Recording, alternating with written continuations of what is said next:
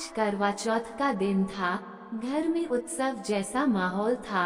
सभी महिलाएं तैयारी में व्यस्त थीं, लेकिन सबसे ज्यादा ध्यान खींच रही थी भाभी। वो लाल साड़ी में सज धज कर तैयार हुई थी। साड़ी की चमक और उसकी सिलवटों ने उनके चेहरे की रौनक और बढ़ा दी थी। भाभी ने बहुत हल्का सा मेकअप किया हुआ था, बस हल्की सी लिपस्टिक और काजल पर उनकी सादगी में जो आकर्षण था वो बेमिसाल था। उनकी चूड़ियों की खनक और मांग में सिंदूर, सब कुछ इतना सजीव लग रहा था कि जैसे पूरी शाम सिर्फ उनके लिए ही सजी हो। घर के सभी लोग उनकी तरफ देख रहे थे और सबके चेहरे पर हल्की सी मुस्कान थी। जब उन्होंने तैयार होकर आईने में खुद को देखा तो एक हल्की सी मुस्कान उनके चेहरे पर आ गई। वो जानती थी कि आज वो खास लग रही हैं, लेकिन साथ ही उनमें एक गजब की सादगी थी। उनकी आंखों में करवा चौथ की तैयारियों की थकान नहीं, बल्कि उत्साह और प्रेम की चमक थी। रात को चांद के इंतजार में सभी महिलाएं छत पर इकट्ठी हुई। भाभी की नजर बार बार आसमान की ओर जा रही थी, जैसे वो सिर्फ चांद का नहीं किसी और खास चीज का भी इंतजार कर रही हूँ। मेरा नाम आकाश है और मैं एक कॉलेज का छात्र हूँ। हमारे घर में मैं, मेरी भाभी, मम्मी पापा और मेरे भैया रहते हैं, लेकिन भैया जॉब के चलते अक्सर घर से बाहर ही रहते हैं। उनका ज्यादातर समय दूसरे शहर में काम करने में बीतता है और ऐसे में घर में भाभी समय बिताना होता है। भाभी और मैं एक अच्छे दोस्त की तरह रहते हैं। वो मुझे छोटे भाई की तरह प्यार और देखभाल देती हैं। करवा चौथ का त्योहार करीब आ रहा था और घर में माहौल धीरे धीरे उत्साह से भर रहा था।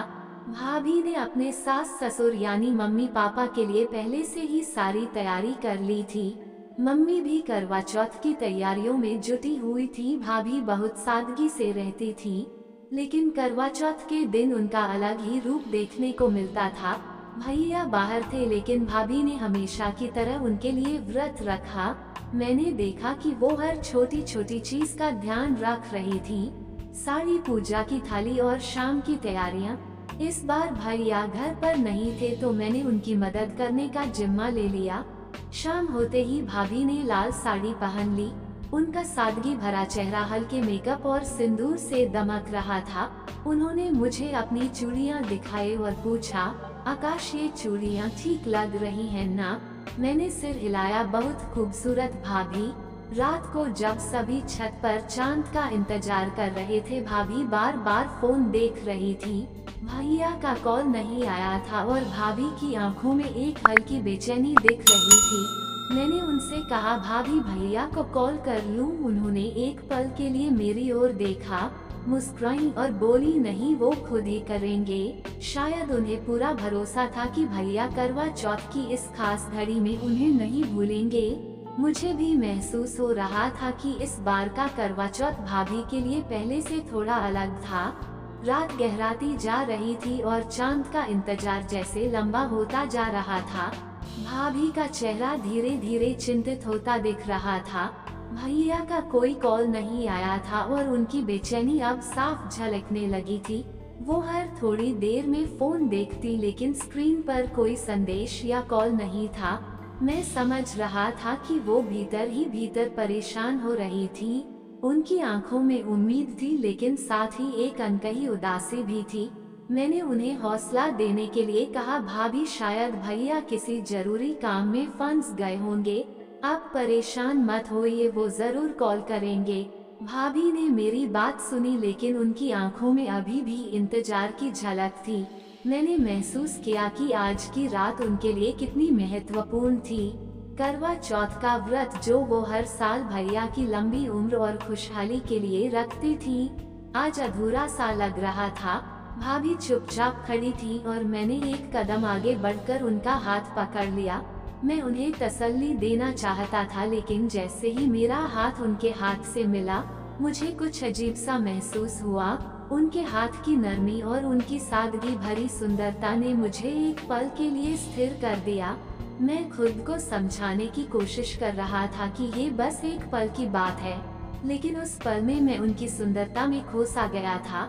वो लाल साड़ी में इतनी खूबसूरत लग रही थी कि मैं खुद पर काबू नहीं रख पा रहा था। मैंने धीमी आवाज में कहा, भाभी आप आज बहुत सुंदर लग रही हैं। वो मेरी तरफ पलटी, उनकी आंखों में हल्की सी हैरानी थी लेकिन उन्होंने कुछ नहीं कहा। मैंने फिर से खुद को संभाला और माहौल को हल्का करने की कोशिश की। शायद मुझे भूख लग रही है इसलिए अजीब अजीब बातें कर रहा हूँ। भाभी हल्की सी मुस्कुराई लेकिन मैं समझ सकता था कि उनका मन अभी भी भैया के कॉल का इंतजार कर रहा था। मैंने अपने मन को शांत किया और उन्हें हौसला देते हुए कहा, चलिए बैठकर चांद का इंतजार करते हैं। भैया जरूर कॉल करेंगे। भाभी मेरे सामने बैठी लेकिन उनकी निगाहें अब भी फोन पर ही टिकी थी। उनकी आंखों में हल्की मायूसी थी जो शायद भैया के कॉल न आने की वजह से थी। मैंने उनके चेहरे की तरफ देखा, वो अब भी बहुत शांत और धीरज से बैठी थी लेकिन उनकी आंखों में इंतजार की छवि साफ दिखाई दे रही थी। मैं जानता था कि भाभी और भैया का रिश्ता बेहद गहरा था और आज की रात उनके लिए कितनी खास थी। करवा चौथ सिर्फ एक व्रत नहीं था बल्कि ये उन दोनों के प्यार का प्रतीक था। भाभी हर साल इस व्रत को पूरे मन और श्रद्धा से निभाती थी और इस बार भैया का न होना उनके दिल पर भारी पड़ रहा था। कुछ देर बाद मैंने माहौल को हल्का करने के लिए बातचीत शुरू की। भाभी भैया नहीं तो क्या हुआ, मैं हूँ ना। आज मैं आपके साथ हूँ तो आपको उदास होने की जरूरत नहीं, मैंने हल्के फुल्के अंदाज में कहा लेकिन भाभी की मुस्कान अब तक फीकी थी। मैंने देखा कि उनकी उदासी मेरे दिल को भी छूने लगी थी। उनकी सादगी और मासूमियत में कुछ ऐसा था जो मुझे उनकी ओर खींच रहा था। मैं फिर से उनके हाथ को अपने हाथ में लेकर बोला, भाभी आप जानती हैं आज चांद से ज्यादा खूबसूरत तो आप लग रही हैं। वो मेरी तरफ देखती रही, उनकी आंखों में एक नई बात थी लेकिन उन्होंने कुछ नहीं कहा। वो शायद मेरी बातों को हल्के में ले रही थी या फिर शायद वो कुछ महसूस कर रही थी जिसे शब्दों में बयान नहीं कर पा रही थी। मुझे भी समझ नहीं आ रहा था कि आखिर मैं ऐसा क्यों महसूस कर रहा था। भाभी का साथ, उनकी खूबसूरती और उनका ये सरल स्वभाव सब कुछ मुझे उनकी ओर आकर्षित कर रहा था लेकिन मैं जानता था कि ये गलत है। भाभी मेरे बड़े भाई की पत्नी थी और उनके लिए मेरे मन में हमेशा सम्मान था लेकिन उस सख्त करवा चौथ के चांद के इंतजार में मैं खुद को रोक नहीं पा रहा था। मैंने धीमे से कहा, भाभी भैया ने आज कॉल नहीं किया लेकिन मैं आपके साथ हूँ, मैं आपको कभी अकेला महसूस नहीं होने दूंगा। उनकी आंखों में हल्की नमी आ गई और उन्होंने अपनी नजरें झुका ली। वो शायद मेरे शब्दों को समझ रही थी लेकिन हमारे बीच एक मौन संवाद हो रहा था। रात और गहरी हो गई थी और छत पर सन्नाटा छा गया था। आसमान में तारे तो थे लेकिन चांद का कोई पता नहीं था। भाभी अब भी शांत बैठी थी लेकिन उनकी बेचैनी उनके हर हाव भाव से झलक रही थी। फोन अब भी चुप था और भैया का कोई संदेश या कॉल नहीं आया था। मैंने उन्हें बार बार समझाने की कोशिश की लेकिन उनकी निगाहें अब भी उम्मीद भरे इंतजार में आसमान और फोन के बीच झूल रही थी। मैंने अपनी जगह से उठते हुए कहा, भाभी चलिए नीचे चलते हैं, शायद कुछ देर बाद चांद निकल आएगा। उन्होंने मेरी ओर देखा, उनके चेहरे पर एक गहरी उदासी थी लेकिन फिर भी उन्होंने बिना कोई विरोध किए मेरे सुझाव को मान लिया।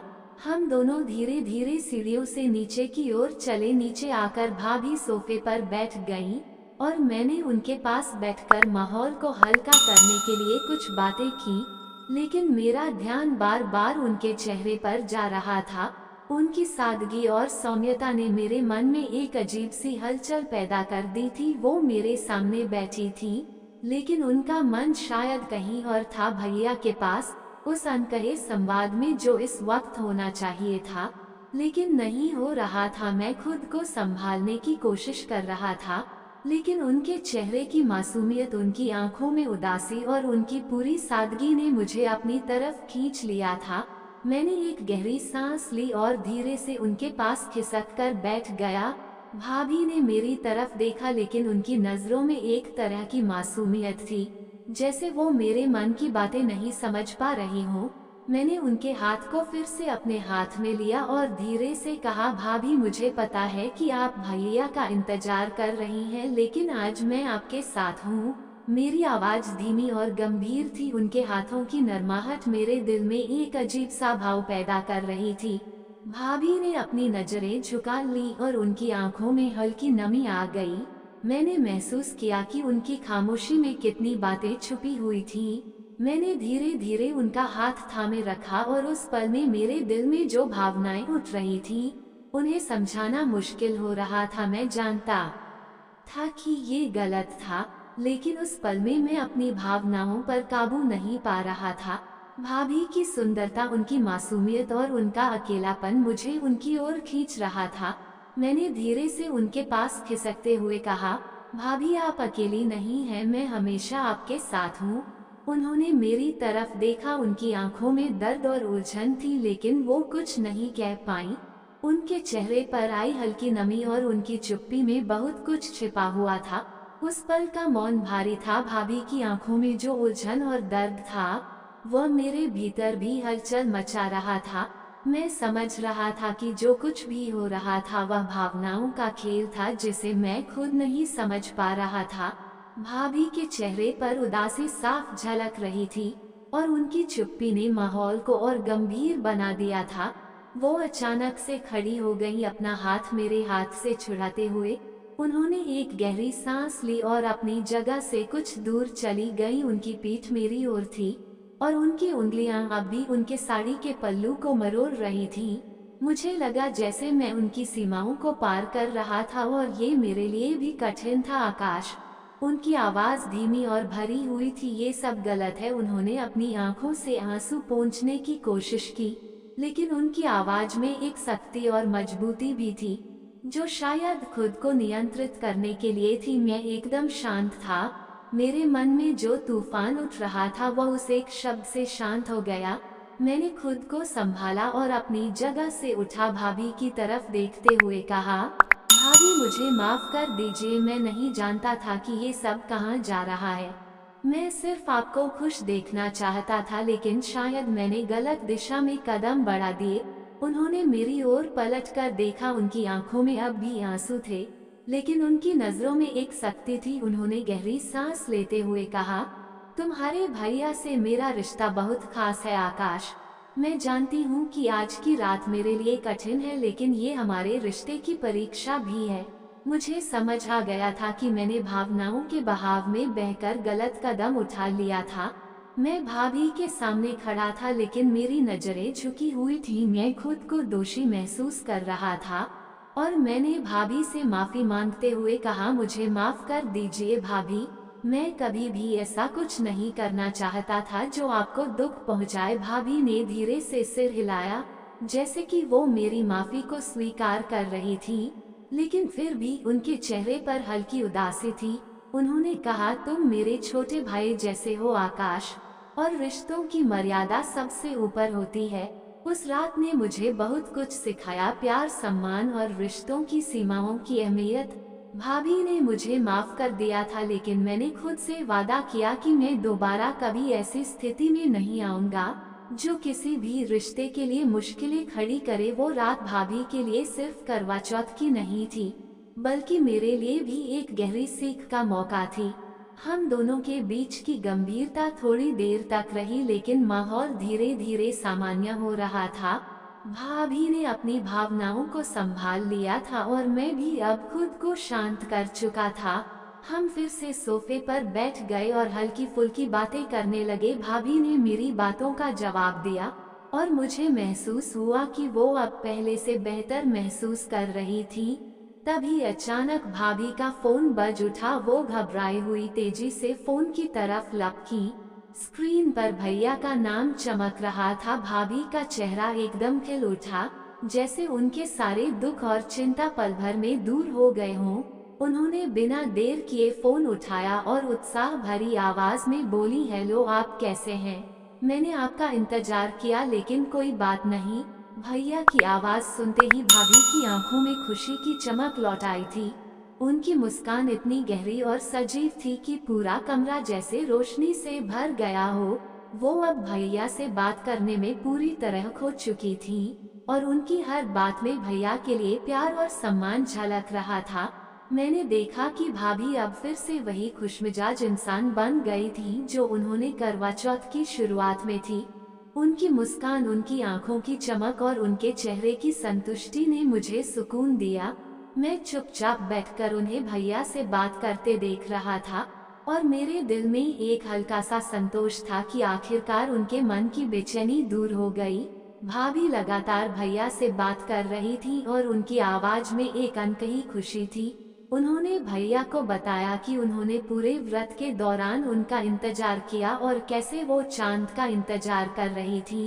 भैया की बातें सुनकर उनकी हंसी कभी कभी जोर से गूंज जाती और उनके चेहरे पर अब कोई उदासी या चिंता नहीं थी। मुझे देखकर भाभी ने हल्की सी मुस्कान दी, जैसे मुझे भी इस खुशी में शामिल कर रही हूँ। मैं भी उनकी खुशी देखकर सुकून महसूस कर रहा था। भाभी की वो मुस्कान अब सिर्फ भैया के लिए थी और ये देखना बहुत सुकून देने वाला था कि आखिरकार उनका इंतजार खत्म हो गया था। उस पल में मैंने महसूस किया कि रिश्तों की असली खूबसूरती उनके बीच के सम्मान, प्यार और विश्वास में होती है। भाभी और भैया के बीच जो अटूट रिश्ता था वो आज एक बार फिर से साबित हो गया था। भाभी के चेहरे की चमक और उनके दिल की संतुष्टि को देखकर मुझे भी सुकून मिला। कहानी अच्छी लगी हो तो वीडियो को लाइक और चैनल को सब्सक्राइब करें। धन्यवाद।